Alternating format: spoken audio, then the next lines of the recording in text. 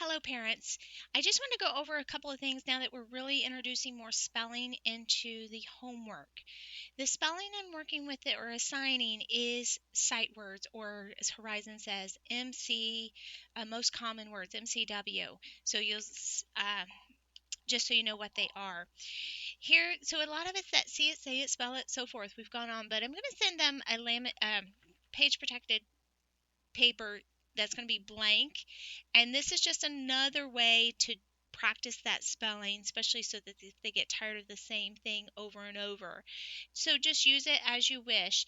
I do have a few that actually have the word already there, so you may get one, you may not, just depending on what the student's words are for that week. So, for example, you could write the word here. If you have a card, you could put this one's probably too big, but you could put the card there, and then they're going to tap out 3 times. So, even if it's a word that cannot be sounded out, we're still going to tap it out. Was. The one we all kind of hate is the one. One, I mean, yeah, maybe not tap that one out. I don't know. That one throws me off. Um, but for the most part, you're going to tap it out. You're going to trace the word 3 times. Red. This is Orton Gillingham always says use red. Bright colors, just anything to help it stand out. Write the word 3 times. Write the word in a sentence. And again, they may not have enough room, or depending, they may not be up to writing a full sentence yet. So you could always just adjust that. Give me 2 words with it. The cat was wet. That cat. You could even play games with see how many of their different spelling words could they squeeze into one sentence. The other thing is I like cards. Now, I had been printing the most common words on cards, and the kids cut them out and put them. Just let me know how that works for you. The kids, some say, "Oh, I'm using them." Some they say they're not. So I don't want to just keep printing all this stuff if you're not using it. But if you want it, it's not a problem for me to print it out. So this is an example of words that were not on a list that we had at home with one of my children spelling.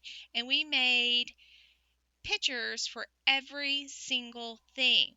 So that's going to add Velcro to that brain. And then it has a story. This one was come over to play. Piglet needs a snack. Every single thing. And I had my students help with that as well. So it's not just super fancy artwork. It doesn't matter. I love getting them involved because they're going to remember, oh yeah, brick. I drew all those bricks on there. Now some of these words you can see they can be sounded out, but my Joshua, still just even struggled with sounding it out. He still needed that extra support to constantly, oh yeah, bruh, he needed to see it because of his dyslexia. It was still, even though it could be sounded out, that was still very, very difficult for him to sound it out. So he needed that extra visual. So make some of these and drill them.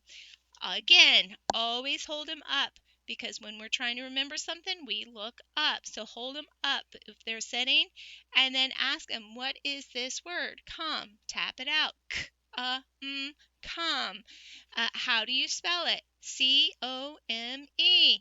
What is that C-O-M-E spell? You're just asking and drilling that in. So it's not just a flashcard. Come, doing the quick flashcards. It's giving our students time to process it. Students with learning issues, the biggest thing they need is just more time.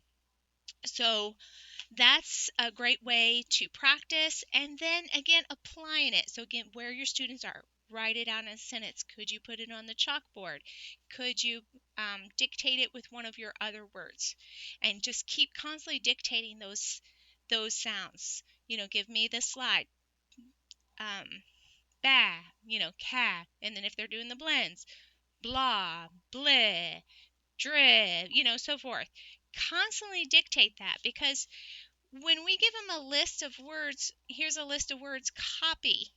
Okay, then I'm looking at it and I'm copying it. And our students can do that without even letting the words sink in our head. But when you're dictating it, you're having to hear it, pull out from my own visual memory, then write it. And quite frankly, isn't that how we have to spell in life? We don't go to write an email, I don't get to copy it. I have to think these things out myself and figure out how to spell it. So just keep that in mind, and a little why I do these things this way. People who are smarter than me have figured it out. So hopefully that will help you. Let me know if you have any questions. Thank you.